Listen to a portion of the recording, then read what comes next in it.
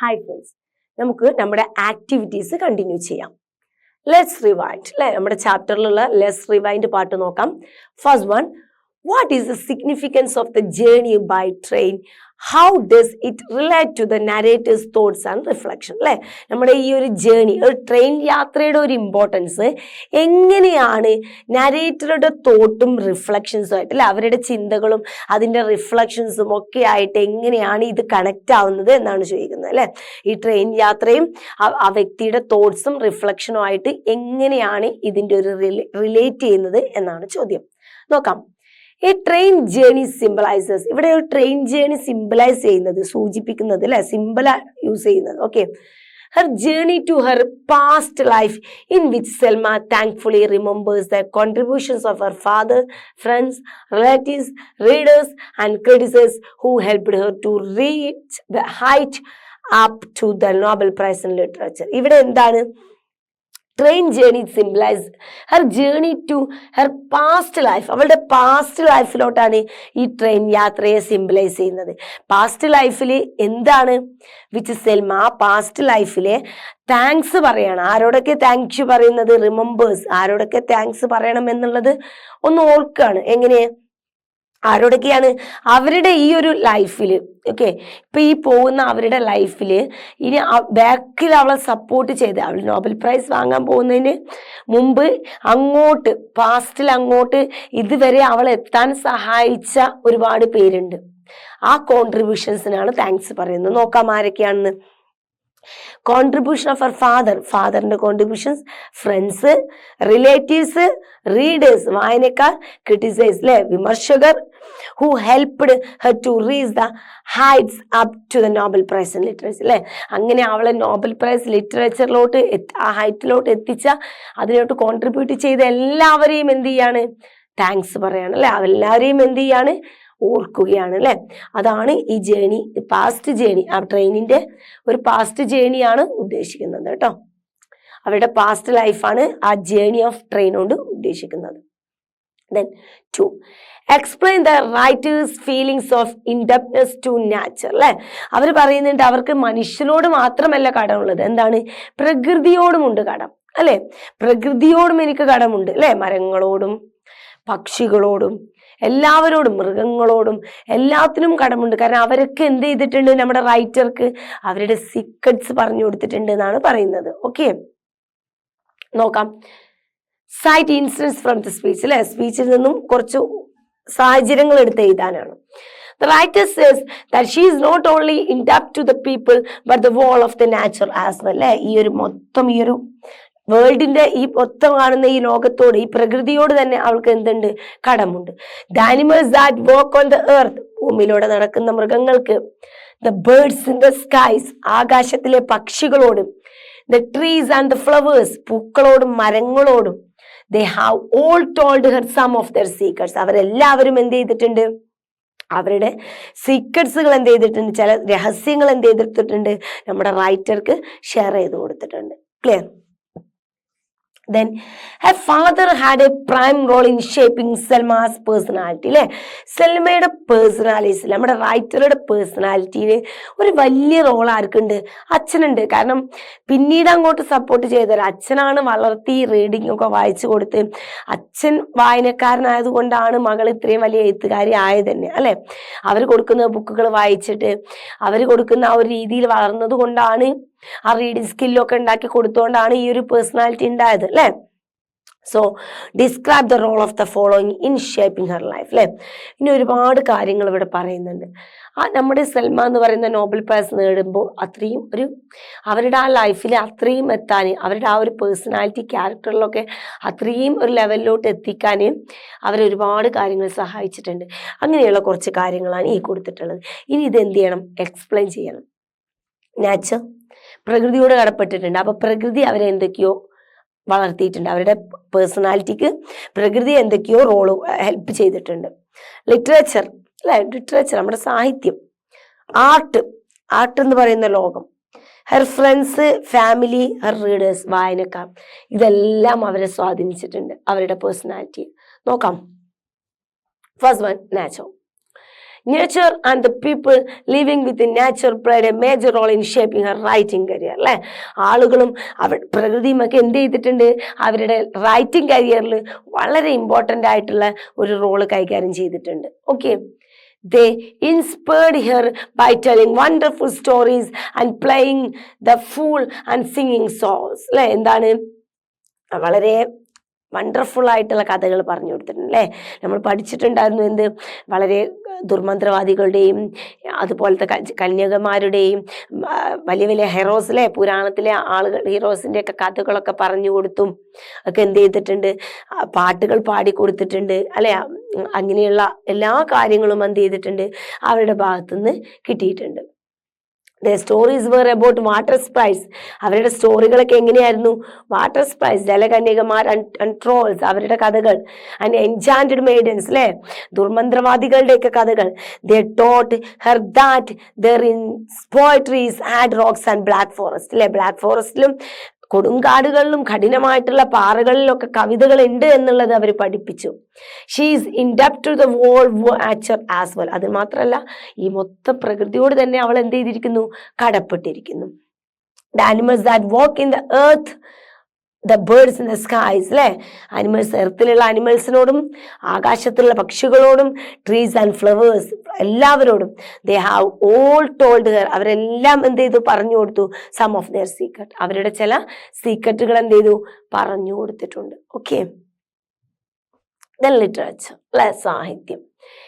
As a child, Selma Lagerlöf used to read a lot. ഒരുപാട് വായിക്കുമായിരുന്നു കുട്ടിയായിരുന്ന ടൈമിൽ. Father let her, അവിടെ അച്ഛൻ അവൾക്ക് അനുവദിച്ചു അല്ലെങ്കിൽ കൊടുത്തു എന്നുള്ള അർത്ഥത്തിൽ. Okay, read the books of Tegner, Runeberg and Andersen, അല്ലെ, ഇവരുടെയൊക്കെ ബുക്സുകൾ വായിക്കാൻ വേണ്ടിയിട്ട് കൊടുത്തു, അല്ലെങ്കിൽ ബുക്ക് വായിക്കാൻ അനുവദിച്ചു. Her father taught her to love fairy tales and sagas of years. അല്ലെ, അവരുടെ ഫാദർ എന്ത് ചെയ്തു, പഠിപ്പിച്ചു കൊടുത്തു ഫെയറി ടെയിൽസ്, അല്ലെ, അങ്ങനെ ഇങ്ങനത്തെ ദുർമന്ത്രവാദികളുടെയും അന്നത്തെ കാലത്തുള്ള ആളുകളുടെയൊക്കെ കഥകൾ, അല്ലെ, ആൻഡ് സാഗേഴ്സ് ഓഫ് ഹീറോസ് എന്ന് പറഞ്ഞാൽ എന്താണ്, പുരാണത്തിലൊക്കെ ഹീറോകളുടെയൊക്കെ കഥകൾ. She remembers the old men and woman, അവൾ ഓർക്കുന്നു ആ പഴയ മെന്നിനെയും വുമൻസിനെയൊക്കെ, അല്ലെ, വയസ്സായിട്ടുള്ള വൃദ്ധ പുരുഷനെയും സ്ത്രീകളെയും എല്ലാം. ആൻഡ് ദ വാഗബോൺസ്, അവിടുത്തെ വാഗബോൺസിനെ, അല്ലെ, അവിടെയുള്ള ആളുകൾ, അങ്ങോട്ടുള്ള അങ്ങോട്ടൊക്കെ ഹോംലെസ് ആയിട്ടുള്ള നാടോടികളെയൊക്കെ ഓർക്കുന്നു. telling fairy tales and singing folk song to her which inspired her a lot on her writing career. അല്ലെ, അവർ പറഞ്ഞു കൊടുത്ത ഫെയറി കഥകളും പാട്ടുകളും നാടോടി പാട്ടുകളും അവരുടെ അന്നത്തെ രീതിയിലുള്ള എല്ലാ കാര്യങ്ങളും എന്ത് ചെയ്തു, ഇവരുടെ റൈറ്റിങ്ങിന് ഇൻസ്പിറേഷൻ ആയിട്ടോ മോട്ടിവേഷൻ ആയിട്ടുണ്ടായിരുന്നു. അതിൽ നിന്നൊക്കെ അവർ പ്രചോദനം കൊണ്ടിട്ട് പലതും അവർ എഴുതിയിട്ടുണ്ട്. Okay, then art. When she was young, അവൾ വളരെ ചെറിയ കുട്ടിയായിരുന്നപ്പോൾ her father used to play the piano and sing Bellman song, അല്ലെ, ഫാദർ അവൾക്ക് എന്ത് ചെയ്യുമായിരുന്നു, പിയാനോ പാടിക്കൊടുക്കുമായിരുന്നു, ആൻഡ് ബെൽമാൻ സോങ്, ബെൽമാന്റെ പാട്ടുകൾ പാടിക്കൊടുക്കുമായിരുന്നു, പിയാനോ വായിച്ചു കൊടുക്കുമായിരുന്നു. He taught her to love fairy tales and saga of years, അല്ലെ, എന്ത് ചെയ്യായിരുന്നു, സാഗോസ് ഹിയേഴ്സിന്റെയും ഫെയറി ടെയിൽസിന്റെ ഒക്കെ കഥകൾ പഠിപ്പിച്ചു കൊടുക്കുമായിരുന്നു.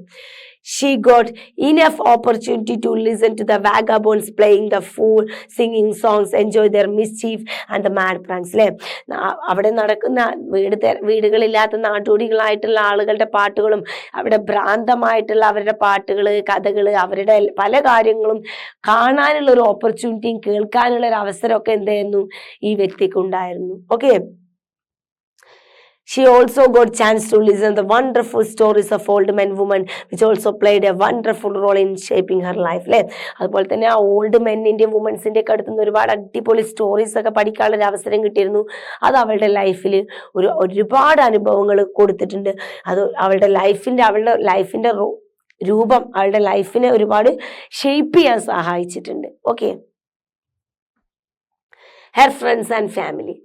Her father had a prime role in shaping her personality. അല്ലെ, അവളുടെ അച്ഛനാണ് ഏറ്റവും വളരെ വൈറ്റൽ ആയിട്ടുള്ള ഇമ്പോർട്ടൻസ്. അല്ലെ, അവളുടെ പേഴ്സണാലിറ്റിയെ, അവളുടെ വ്യക്തിത്വത്തെ വളർത്തിയെടുക്കുന്ന കാര്യത്തിൽ, ഉയർത്തിയ കാര്യത്തിൽ ഏറ്റവും വലിയ റോൾ ആർക്കാണ്, അച്ഛനാണ്.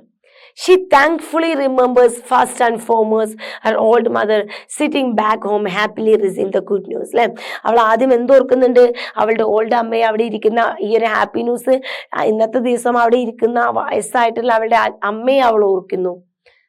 Then She also think of her good friends, അവളുടെ good friends, brothers, sisters who would rejoice at her good fortune. അല്ലെ, അവളുടെ ആ സൗഭാഗ്യത്തിൽ വന്ന് ചേരുന്ന, അവളുടെ സൗഭാഗ്യത്തിൽ അവളെ കൂടെ വന്ന് സന്തോഷിക്കുന്ന എല്ലാ ഫ്രണ്ട്സിനെയും, അതിൽ പങ്കുചേരുന്ന സിസ്റ്റേഴ്സ്, ബ്രദേഴ്സ്, ഫ്രണ്ട്സ് എല്ലാവരെയും അവൾ എന്ത് ചെയ്യുന്നു? ഓർക്കുന്നു. She thinks about her faithful friend Isolde who tried to open door for her when no one else believed her. അല്ലെ, ആരും അവളെ വിശ്വസിക്കാനില്ലാതിരുന്ന കാലത്ത് അവളെ വിശ്വസിച്ചുകൊണ്ട് ധൈര്യം കാണിച്ചുകൊണ്ട്, വിശ്വസിക്കാനുള്ള ധൈര്യം കാണിച്ചുകൊണ്ട് അവൾക്ക് മുമ്പിൽ ഡോറുകൾ ഓപ്പൺ ചെയ്ത അവളുടെ ഒരു ബെസ്റ്റ് ഫ്രണ്ട് ആയിട്ടുള്ള എസൽഡോയും കൂടെ അവൾ ഓർക്കുന്നു. Okay, her readers. Selma Lagerlof, after receiving the Nobel Prize, thankfully remembers her readers who support her. അല്ലെ, അവളുടെ റീഡേഴ്സിനെ ഒരുപാട് നന്ദിയോട് കൂടിയിട്ട് ഓർക്കുന്നു. She wonders what would have become of her if no one I want to read her books. അല്ലെ, അവൾ ആലോചിക്കുകയാണ്, അവൾ അത്ഭുതപ്പെടുകയാണ്, ഒരാൾ പോലും എൻ്റെ ബുക്ക് വാങ്ങാനോ വായിക്കാനോ ഉണ്ടായിരുന്നില്ലെങ്കിൽ, ആ റീഡേഴ്സ് ആ ബുക്ക് വായിച്ചില്ലായിരുന്നെങ്കിൽ അവളുടെ അവസ്ഥ എന്തായിരിക്കും? ഇല്ല, ഇങ്ങനെ ഒരു അവസ്ഥയിൽ എത്തില്ല. അല്ലെ, ആളുകൾ ബുക്ക് വായിച്ചുകൊണ്ടാണ് ഇങ്ങനെ ആയത്. അപ്പോൾ ആളുകൾ, റീഡേഴ്സ് ബുക്ക് വായിക്കാനില്ലായിരുന്നെങ്കിൽ എന്ന് അവള് അതിശയപ്പെടുകയാണ്. She remembers all those who have written about her. അതുകൂടെ മാത്രമല്ല, അവളെ കുറിച്ച് എഴുതിയവരെ കുറിച്ചും അവൾ എന്ത് ചെയ്യാണ്? ഓർക്കുകയാണ്. She thinks with gratitude about all those foreign people who worked for. അല്ലെ, അവൾക്ക് വേണ്ടിയിട്ട് വർക്ക് ചെയ്ത, അവളുടെ കൂടെ സപ്പോർട്ട് ചെയ്ത, അവൾക്ക് വേണ്ടി വർക്ക് ചെയ്ത എല്ലാ ഫോറിൻ ആയിട്ടുള്ള ആളുകളെയും, പുറത്തുള്ള ആളുകളെയും അവൾ എന്ത് ചെയ്യുന്നു? ഓർക്കുന്നു. അവരോടും അവർ കടപ്പാട് കാണിക്കുന്നു. She thanks them both of their praise and of their criticism. അല്ലെ, ക്രിറ്റിസിസം മീൻസ് എന്താ? വിമർശനം. അല്ലെ, പ്രൈസ് മീൻസ് എന്താണ്? പുകഴ്ത്തി പറയല്ലേ, നമ്മൾ നല്ലത് പറയാം. അല്ലെ, അപ്പൊ അവളെ ക്രിറ്റിസൈസ്, വിമർശിച്ചവരെയും പ്രൈസ് ചെയ്തവരെയും എല്ലാം എന്ത് ചെയ്യുന്നു? ഓർക്കുന്നു. ഓക്കെ, അപ്പൊ റീഡേഴ്സിനെ ഓർക്കുകയാണ്. റീഡേഴ്സ് തന്നെ ഡിഫറെന്റ് ടൈപ്പ് ഉണ്ടല്ലോ. അല്ലെ, അവളുടെ കഥകൾ വായിക്കുന്നവരുണ്ട്, ക്രിറ്റിസൈസ് ചെയ്യുന്നവരുണ്ട്, പ്രൈസ് ചെയ്യുന്നവരുണ്ട്, അവളെ കുറിച്ച് എഴുതുന്നവരുണ്ട്, പുറത്തുള്ള ഫോറിനായിട്ട് അവളെ കുറിച്ച് എഴുതി സപ്പോർട്ട് ചെയ്യുന്ന ആളുകളൊക്കെ ഉണ്ട്. ഇവരെല്ലാവരെയും എന്ത് ചെയ്യാണ്?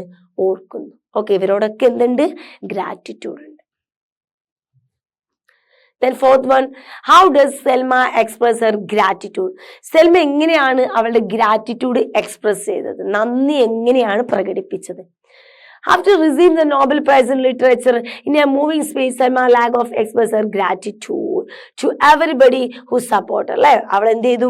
നോബൽ പ്രൈസ് ലഭിച്ചതിന് ശേഷമുള്ള ഒരു മൂവിങ് സ്പീച്ച് ഉണ്ടായിരുന്നു, ഒരു ചലനാത്മകമായിട്ടുള്ള പ്രസംഗം, അല്ലെങ്കിൽ ഹൃദയസ്പർശിയായിട്ടുള്ള ഒരു പ്രസംഗത്തിലൂടെയാണ് അവൾ അവളുടെ നന്ദി, അവളോട് സപ്പോർട്ട് ചെയ്ത എല്ലാവരോടും നന്ദി കാണിച്ചത് ആ ഒരു മൂവിങ് സ്പീച്ചിലൂടെയാണ്. First and foremost she want to thank her father. ഏറ്റവും ഫസ്റ്റ് അവൾ അവളുടെ അച്ഛനോട് താങ്ക്സ് പറയുന്നു. And mother who played a prime role in shape your personality. അല്ലെ, അവളുടെ പേഴ്സണാലിറ്റിയിൽ അവളുടെ വളർച്ചയ്ക്ക് ഏറ്റവും വലിയ റോള് കൈകാര്യം ചെയ്ത അവളുടെ അച്ഛനെയും അമ്മയോടുമാണ് അവൾ ഫസ്റ്റ് ഗ്രാറ്റിറ്റ്യൂഡ് കാണിച്ചത്. ഇൻ ഹർ സ്പീച്ച്, അവളുടെ സ്പീച്ചിൽ, അവളുടെ പ്രസംഗത്തിൽ, she envisions significant moments in time with her departed father and reveals all her gratitude to everyone who support her. അല്ലെ, അച്ഛൻ്റെ കൂടെയുള്ള ഒരു മൊമെന്റ്സ്, അല്ലെ, അച്ഛനോട് സംസാരിക്കുന്ന ഒരു മൊമെന്റ്സ് കാണിച്ചുകൊണ്ട്, പാരഡൈസിൽ വെച്ചിട്ട് അച്ഛനോട് സംസാരിക്കുന്ന ഒരു കുറച്ച് നല്ല നല്ല മൊമെന്റ്സുകൾ പറഞ്ഞുകൊണ്ട് അവളോടുള്ള എല്ലാവരോടുള്ള നന്ദി ആ അച്ഛനോട് പറയുന്ന പോലെ അങ്ങ് പറഞ്ഞു. അല്ലെ, അച്ഛനോട് സംസാരിക്കുന്ന പോലെ, അച്ഛൻ എനിക്ക് ഇന്നയാളോട് നന്ദിയുണ്ട്, ഇന്നയാളോട് നന്ദിയുണ്ട്, അങ്ങനെ ഓരോരുത്തരോടുള്ള നന്ദി എന്ത് ചെയ്തു? അച്ഛനുമായിട്ടുള്ള ആ ഒരു മൊമെന്റ്സിലൂടെ എല്ലാവരോടുമുള്ള നന്ദി അതിലൂടെ എന്ത് ചെയ്തു? പ്രകടിപ്പിച്ചു. അതിലൂടെ നേരിട്ട് പറഞ്ഞു. ഈ പറഞ്ഞ ആളുകളോടൊക്കെ എന്ത് ചെയ്തു? നന്ദി ഉണ്ടെന്ന് അച്ഛനോട് പറയുന്നത് എന്താണ്? അവരോട് നേരിട്ട് നന്ദി പറയുന്ന പോലെ തന്നെയാണ്, ഒരു ഇൻഡയറക്റ്റ് ആയിട്ട് പറഞ്ഞു എന്നേ ഉള്ളൂ. ഓക്കെ, അപ്പൊ അച്ഛനോടുള്ള ആ ഒരു മൊമെന്റ്സിലൂടെ അവൾ എല്ലാവരോടും, അവൾക്ക് ചുറ്റും അവളോട് ആർക്കൊക്കെ സപ്പോർട്ട് ചെയ്തിട്ടോ അവരോടുള്ള എല്ലാവരുടെയും നന്ദി ആ മൂവിങ് സ്പീച്ചിലൂടെ എന്ത് ചെയ്തു? പറഞ്ഞു. Then fifth one, what do you think the speaker means by saying my biggest debt has not yet come? എന്തുകൊണ്ടാണ് സ്പീക്കർ ഇപ്പോഴും എൻ്റെ ഏറ്റവും ബിഗ്ഗസ്റ്റ് ആയിട്ടുള്ള, എൻ്റെ ഏറ്റവും വലിയ കടം ഇനിയും വന്നിട്ടില്ല എന്ന് അച്ഛനോട് പറയാൻ കാരണം എന്താണ് എന്നാണ് ചോദ്യം.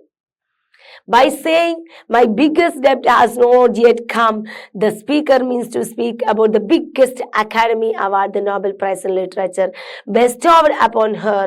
She wants to thank to them for their trust in her, to single her out before world. അല്ലെ, എന്താണ് ഈ ബിഗ്ഗസ്റ്റ് ഡെപ്ത് കൊണ്ട് ഉദ്ദേശിച്ചെന്ന് വെച്ചാൽ, Swedish biggest Nobel prize in literature bestowed up, അല്ലെ, സ്വീഡിഷ് അക്കാഡമി കൊടുക്കുന്ന നോബൽ പ്രൈസ് ലിറ്ററേച്ചർ അവൾക്ക് കൊടുക്കുന്നതിനെ കുറിച്ചാണ്, അവർ ആ ഒരു ബഹുമതിയെ കുറിച്ചാണ് ബിഗ്ഗസ്റ്റ് ഡെപ്ത്സ് എന്നുകൊണ്ട് ഉദ്ദേശിച്ചത്. കാരണം അതെന്തല്ല, അത് വെറും ഒരു ഹോണറോ അത് ഒരു ബഹുമതിയോ അല്ലെങ്കിൽ ഒരു പദവിയോ ഒരു പണമോ നൽകുന്ന ഒരു ചടങ്ങ് മാത്രമല്ല, അത് അവളിൽ കൊടുത്ത വിശ്വാസമാണത്, അല്ലെ. അക്കാഡമി അവർക്ക് കൊടുത്ത വിശ്വാസം, നോബൽ പ്രൈസ് എന്ന് പറയുന്നത് എന്താണ്, ഒരു ട്രസ്റ്റാണ്.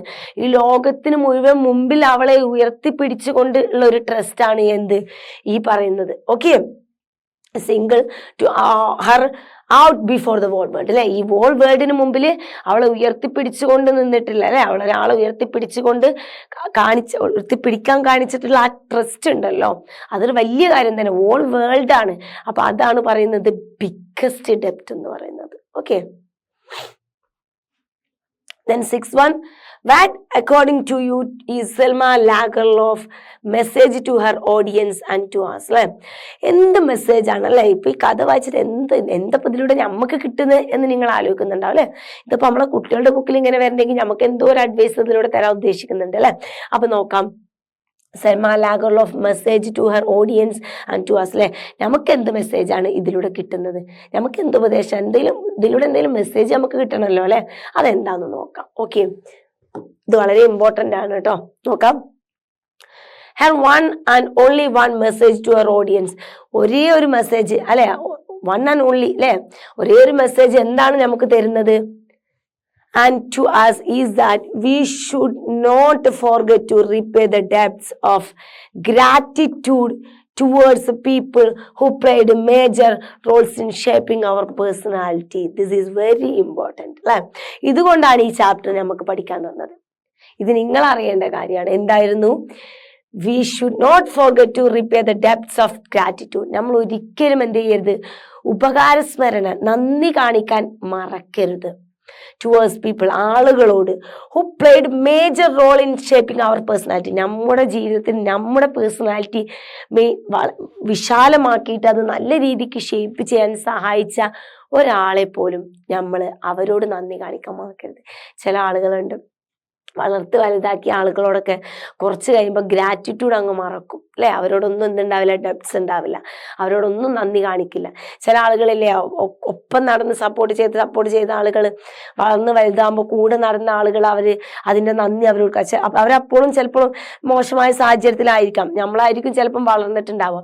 പക്ഷെ നമ്മൾ മോശമായ സാഹചര്യത്തിൽ നമ്മുടെ കൂടെ സപ്പോർട്ട് ചെയ്ത് നമ്മളെ ഉയർത്തി കൊണ്ടുവന്നവരുണ്ടാവും.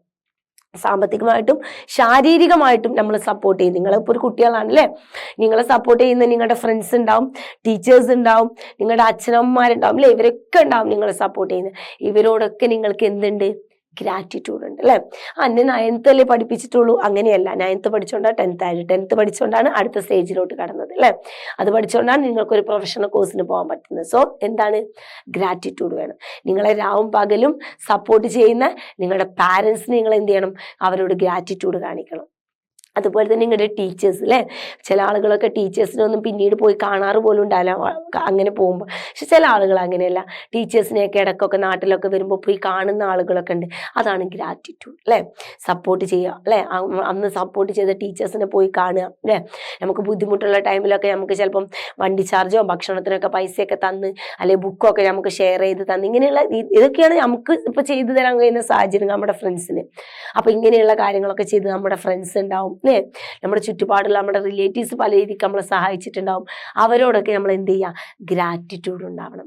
ഈ ഒരു നല്ല മെസ്സേജാണ് ഈ ഒരു ചാപ്റ്ററിലൂടെ നമുക്ക് തന്നിട്ടുള്ളത്. ഓക്കെ,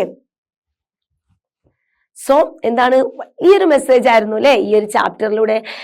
അവരുടെ ഫാദറിനോട് പറയുന്ന ഒരു ജേണി പോലെ നമ്മളിത് കണ്ടു. ഒരു സ്വപ്നതുല്യമായിട്ടുള്ള ജേണി പോലെ പാരഡൈസിൽ പോയിട്ടാണെങ്കിൽ കൂടെ അച്ഛനോട് പറയുന്നത് പോലെ എല്ലാവരോടും ആരെയും വിട്ടുപോയിട്ടില്ല. അവരുടെ ഈ ലൈഫിൽ ഇവിടെ വരെ എത്താൻ പോയിട്ടുള്ള എല്ലാവരോടുള്ള നന്ദി അവർ കാണിച്ചു. ഈ ചാപ്റ്ററിലൂടെ നമുക്ക് പറഞ്ഞ് മനസ്സിലാക്കി തന്നു.